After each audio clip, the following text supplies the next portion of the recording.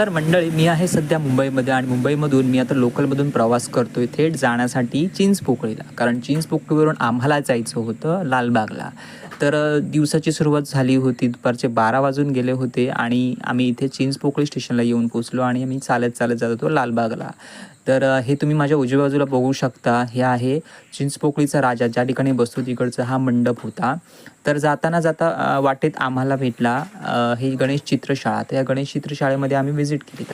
तर या ठिकाणी तुम्हाला पाहायला मिळतील वेगवेगळ्या साईजमध्ये लहानांपासून मोठ्यांपर्यंत उपलब्ध असलेल्या गणपतीच्या मूर्त्या. या सगळ्याच मूर्त्या होत्या तर सुबक आणि छान पद्धतीने रंगवल्या होत्या. त्याच्यावरची सजावट, त्याच्यावरचे दागदागिने एकदम रेखीव पद्धतीने केलं होतं. तर तुमचं मन प्रसन्न होईल आणि तुमच्या घराला शोभून दिसेल अशा प्रकारच्या मूर्त्या होत्या आणि रंगवण्याचं काम हे कलाकार करत होते. तर तुम्ही पाहू शकता किती मूर्ती सुंदर. या ज्या मूर्त्या होत्या त्या प्लास्टर ऑफ पॅरिस आणि शाडूच्या मातीच्या होत्या. त्या व्यतिरिक्त इथे कोकोपीटपासून बनवलेल्या मूर्त्यासुद्धा अवेलेबल होत्या. या मूर्त्या पाहण्यासुद्धा आम्ही बराच वेळ घालवला. इथे मूर्त्या एवढं सुबक होत्या आणि बरेच लोक इथे आले होते मूर्ती पाहण्यासाठी किंवा मूर्त्यांचं बुकिंग करण्यासाठी इथे आले होते.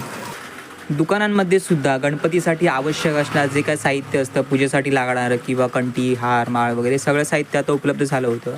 आणि दुपारचे जवळजवळ 1-1:30 वाजून गेलेला आणि आम्हाला घ्यायला जायचं होतं सोळ. आणि हा आहे लालबागचा एरिया जिथे आपला लालबागचा राजा विराजमान होतो.